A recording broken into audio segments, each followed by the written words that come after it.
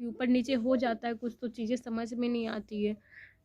तो ये तो जब था घर पे, जब मुझे ऐसा लगा, मैंने जब इससे बोला, तो ये एक 72 घंटे का कुछ रहता है, वो मुझे ला के दिया। तो वो काम नहीं करा, ये चला गया। ये तो खुद दूसरे के पैसे से पढ़ाई वढ़ाई कर रहा था, तो मुझे खर्चे कहाँ से देता। तो ये जाते समय भी मुझे कुछ दे करके नहीं जाता था, आते समय भी कुछ ले करके नहीं आता था। बस ऐसे ही आना जाना इसका कंटिन्यू रहते। दोस्तों, प्रीति चौरसिया से ब्लॉग में आप सभी का स्वागत है। दिव्यांगता अभिशाप नहीं वरदान है। कैसे आप लोग? उम्मीद करती हूँ कि आप सभी बहुत ही अच्छे होंगे। तो मेरे दोनों बच्चे उधर है दोस्तों, वो लोग खेल रहे सामने में छर्री में। क्या बोले बाबू, वहाँ से जानते इतना सारा छर्री फेंक दिया वो साइड में। मेरा मन करता है रोज़ उठाने के लिए, लेकिन घर का काम और उधर जाके उठाना बहुत मुश्किल वाला काम है, क्योंकि वहाँ इतना पोटी है ना, पिगी का, उधर पिगी पोट डॉगी सबका पोटी वगैरह है। और अगर मैं उठाऊंगी तो मुझे फिर नहाना पड़ जाएगा, तो मैं फिर बच्चों को कैसे खाना खिलाऊंगी, फिर घर में खाना कैसे बनाऊंगी, मैं इन कैसे करूँगी, बहुत सारी प्रॉब्लम है। इसीलिए मैं अभी वहाँ पे नहीं जा रही हूँ। और इधर मेरा देख रहे गार्डन में टमाटर फला हुआ है, बहुत सारा टमाटर फला है। वहाँ भी जो आम का पेड़ है ना, वहाँ पे भी आम बहुत सारा फल गया है, टमाटर पका नहीं है अभी। और इधर वो जो सब फूल लाए थे, तुमको ये समझ में नहीं आ रहा है कि ये वाला फूल जो पिंक वाला ना, जो दरवाजे वगैरह पे रहता है, उसको मैं कहाँ लगाऊँ, मुझे कोई आइडिया नहीं आ रहा है। और रोज़ को तो कहीं भी लगा दूँगी। इधर मक्का वक्का है, मतलब बहुत सारा मैंने लगाया है इधर सब्जी। देखिए सब लगभग लगभग हो रहा है। और ये साइड भी मेरा लगा हुआ है, मकई है। और वाटरमेलन भी फल रहा है, इतना छोटा छोटा हो गया, पता नहीं, अब तो सीज़न रहा नहीं। फिर भी देखते हैं बढ़ता है या नहीं बढ़ता है। तो कुल मिला के अब यहाँ पे ठीक लग रहा है, पहले यहाँ पे बहुत अच्छा नहीं लगता था स्टार्टिंग में। अब धीरे धीरे थोड़ा सा बारिश वारिश हो जाएगी ना, तो और लहलहा जाएगा। तो मैं बता रही थी दोस्तों, कल मैंने बताया था कि शादी के बाद कैसे मेरा ये सब हुआ है ना। तो आज मैं बताना चाह रही हूँ कि मेरा पति जब मेरे घर आता था, तो जाहिर सी बात है कि हमारे बीच रिलेशनशिप तो बनता ही था। मुझे कुछ नॉलेज तो था नहीं किसी चीज़ का। तो इस 2 बार मैं प्रेग्नेंट हो गई, 2 बार, और उसमें मैं भी स्टडी कर रही थी, ये भी पढ़ाई ही कर रहा था। तो जाहिर सी बात है कि मुझे भी नहीं चाहिए था, इसको भी नहीं चाहिए था। बट और इसके बार बार आने की वजह से मेरे घर में लोग मुझसे बातचीत करना बंद कर दिए थे। मेरे पेरेंट्स मुझसे 6-7 महीने से बिल्कुल बातचीत नहीं कर रहे थे, बिल्कुल भी नहीं। जबकि मैं क्या करती, मैं दोनों तरफ से फंसी हुई थी। इधर से भी मुझे रेस्पॉन्स, मतलब क्या कहते हैं, इधर भी मुझे देखना था, उधर भी देखना था, लेकिन इन दोनों के बीच में मैं बहुत फंसी हुई थी। मैं किसी को अपनी बता नहीं सकती थी, क्योंकि लोगों को खुद से समझना चाहिए था मेरी परेशानी, मैं क्या चाहती थी, क्या हो गया। इसका आना जाना कंटिन्यू ऐसे ही चलते रहता था। तो सडनली एक बार मैं प्रेग्नेंट हुई, जब ये मुझसे मिल के गया। उसके बाद अब मुझे पता नहीं था, अचानक से जानते ही कितना सारा सिम्टम्स रहता है। मैं किससे बताऊं, किससे पूछूं, क्योंकि मुझे क्या बताऊं, किससे बताऊं। आप सब समझ रहे कि ये बहुत ही ऐसा सेंसिटिव चीज़ है, जो हम मिडिल क्लास फैमिली लोग नहीं किसी से पूछ सकते हैं, ना किसी से बता सकते हैं। और उस समय इतनी नॉलेज भी नहीं थी कि यूट्यूब जैसे चीज़ों से भी कहीं से सर्च करके ले ढूंढ के पता करें। फ्रेंड्स लोग से भी पूछ नहीं सकते थे, क्योंकि शादी मेरी हुई थी, बाकी लोगों की हुई नहीं थी। तो पता चला, ये क्या बोलते हैं, प्रिकॉशन के नाम पे कभी कभार क्या होता है कि ऊपर नीचे हो जाता है कुछ, तो चीज़ें समझ में नहीं आती है। तो ये तो जब था घर पे, जब मुझे ऐसा लगा, मैंने जब इससे बोला, तो ये एक 72 घंटे का कुछ रहता है, वो मुझे ला के दिया। तो वो काम नहीं करा, ये चला गया। ये तो खुद दूसरे के पैसे से पढ़ाई वढ़ाई कर रहा था, तो मुझे खर्चे कहाँ से देता। तो ये जाते समय भी मुझे कुछ दे करके नहीं जाता था, आते समय भी कुछ ले करके नहीं आता था। बस ऐसे ही आना जाना इसका कंटिन्यू था। मैं क्या करती, प्रेग्नेंट हो गई, मुझे पता चला। मैं बहुत बहुत ज़्यादा टेंशन में आ गई, बहुत ज़्यादा। जब इस बंदे को मैंने बोला कि देखो ऐसे ऐसे बात है, वो वाला दवाई काम नहीं किया।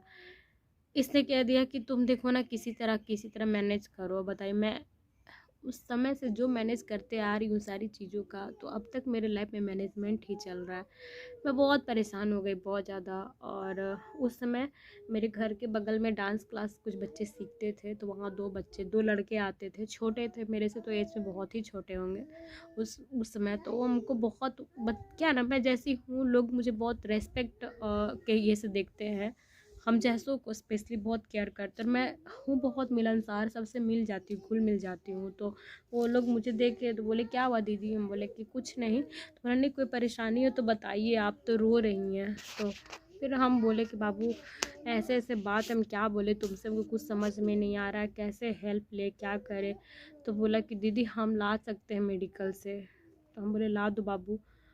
अब बच्चा लोग पता नहीं दुकान में जाके क्या बोला नहीं बोला, मेडिकल से 500 का अरेंजमेंट हम किए किसी तरह, और ला करके फिर वो हमको दवाई दिया, खाएं। किसी को मेरे घर में किसी को हम पता भी नहीं चलने दिए, क्योंकि उस समय भी बहुत ज़्यादा परेशानी हुआ। घर के लोग मुझे बहुत ज़्यादा डांट वाट रहे थे, मतलब क्योंकि उनको अपनी इज्जत की पड़ी थी। मतलब मैं भी एक तरह से शादीशुदा ही थी, अगर चाहते लोग तो मुझे सपोर्ट कर सकते थे बहुत ही एंगल से, बहुत तरीके से।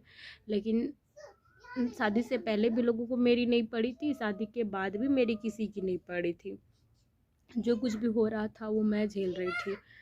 दवाई खाया, आप सभी जानते हैं कि वो दवाई खाने के बाद क्या होता है, कितना गंदा हालत हो जाता है। और उस गंदे हालत में मैं अकेले सफ़र कर रही थी। इसको कुछ कोई मतलब उस तरह से मतलब भी नहीं था, अफसोस भी नहीं था कि इस तरीके की कंडीशन में इसको दूसरे से दवाई मांग के खाना पड़ रहा है। फिर ये वाली घटना घट चुकी थी, ख़त्म हो गई। फिर कुछ दिन बाद मेरा पार्ट 2 का एग्ज़ाम था, चल रहा था। उसमें मैं हॉस्टल में आ गई थी रहने के लिए।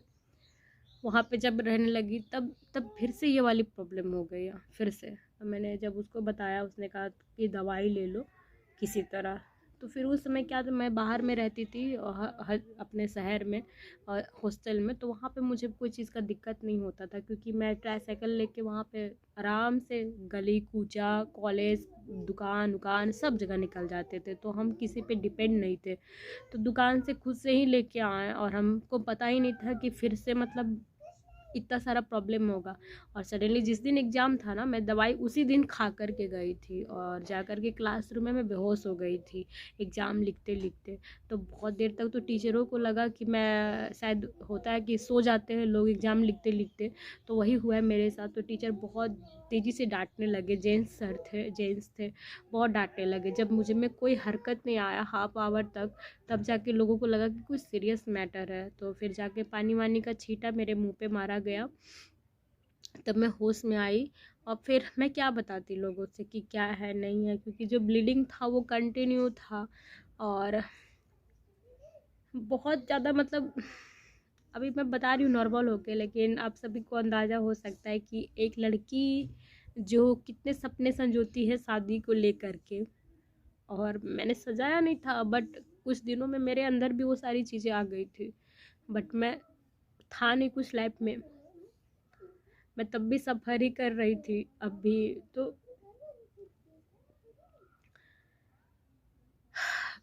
फिर जब नेक्स्ट डे मैं जब जाने लगी एग्ज़ाम के सेंटर पे, तो ग्लूकोज डी, नींबू पानी वगैरह डाल के लेके जाती थी। और उस समय भी मैं किसी को ये सारी चीज़ें नहीं बता सकती थी, किसी को नहीं, कि मैं एक्चुअली में क्या है नहीं है। और ऐसा जब वक्त आता है तो ऐसे नॉर्मल पीरियड तो 3 से 4 दिन होता है, मगर जब इस तरीके का कंडीशन होता है तो 8 दिन भी लग सकता है, कि 9 दिन भी लग सकता है। अब डिपेंड करता है कि वो कैसा था, क्या था, नहीं था। तो इतनी सारी प्रॉब्लम है मेरी लाइफ में।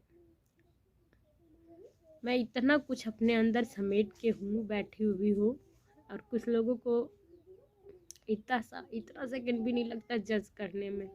मेरे जगह पे अपने आप को रख के देखिए, और सोचिए कि अगर कोई आपके साथ इतना करता, ऐसा बिहेव करता, तो क्या आप उसका इज्जत करती? क्या आप ऐसे इंसान का शक्ल देख करके दोबारा मतलब उसको वही प्यार, वही भाव, वही इज्जत दे पाएंगे? लेकिन मैं करती हूँ अभी भी। मैं सामने आ जाता है ना, सारी चीज़ें भूल जाती हूँ मैं, सारी चीज़ें, क्योंकि मैं छल कपट वाली लड़की नहीं हूँ, जो है ना मुँह पे बोल देती हूँ। और तकलीफ़ किसको नहीं होगा, सबको होगा। जब इस तरह से किसी के साथ बीतता है तो उसको पता चलता है कि उस समय में एक नया ख्वाब लेके सब इस लाइफ में आया रहता है। मेरे साथ कुछ भी हो सकता था, मैं दोबारा माँ नहीं बन सकती थी, कभी नहीं। कुछ भी क्रिटिकल सिचुएशन हो सकता था, बट मेरे पास कोई ऑप्शन नहीं था, मैं ऑप्शन लेस थी। भरोसा ट्रस्ट जब आदमी करता है किसी पे ना, और कोई सपोर्ट करने वाला नहीं होता है पीछे से गाइड करने के लिए कि क्या करना है नहीं करना है, तो ऐसे ही गलतियां होती रहती हैं। मुझे भी कोई गाइड करने वाला नहीं था। हाँ, मानती हूँ कि मैंने खुद से ही शादी कर लिया था, मेरे पास कोई ऑप्शन नहीं था, आप सभी को पता है। पढ़ाई ही एक चीज़ था जो उस पर बैन लग रहा था, रुक रहा था, शादी का कोई मतलब ही नहीं बन रहा था। मेरी लाइफ ऐसे भी ख़राब थी, वैसे भी ख़राब थी। कहते ना, एक तरफ कुआं एक तरफ खाई। मैं कहीं भी कूदती, मैं गिरती ही गिरती। मैंने सोचा पीछे कूदने से अच्छा है आगे कूद के देखा जाए, हो सके कुछ पॉजिटिव हो, बट नहीं हुआ। अब तो नहीं अफसोस होता है, क्योंकि अब जानती हूँ कि कितना दिन बचा है लाइफ में, ज़्यादा नहीं है। और हम सब अपना एक रोल निभा रहे हैं, रोल प्ले कर रहे हैं। जिस दिन हमारा खत्म हो जाएगा,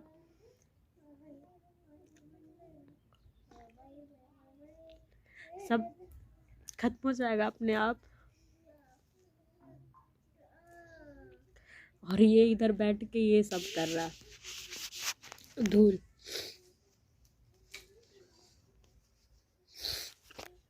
इसके टाइम में कुछ ज़्यादा ही खा लिए, और शगुन के टाइम में हम कुछ खा ही नहीं पाए थे।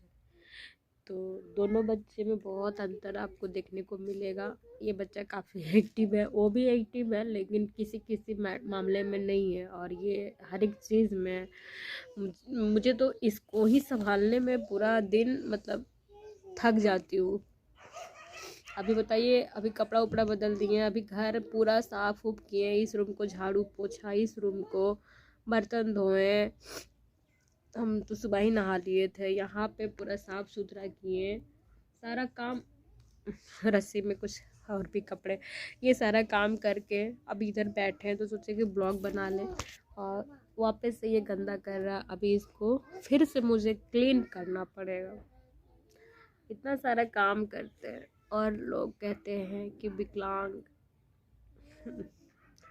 मेरे आसपास तो एक आदमी भी नहीं है जो सपोर्ट करे खुल के। मेरे पास आज तक, मैं बता रही हूँ, मेरे पास कोई भी आया गया ना, लेकिन बच्चों को लेकर के जो मेरे को सिक्योर होना चाहिए ना, कि हाँ वो आ गया तो अब मुझे थोड़ा सा रेस्ट मिलेगा, ये मुझे किसी से नहीं मिला।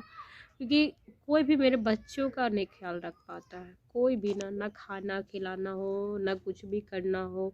हाँ, ऊपर ऊपर लोग कर देंगे, लेकिन बाकी चीज़ें नहीं। तो मैं जानती हूँ कि सारी चीज़ें मुझे ही करनी है,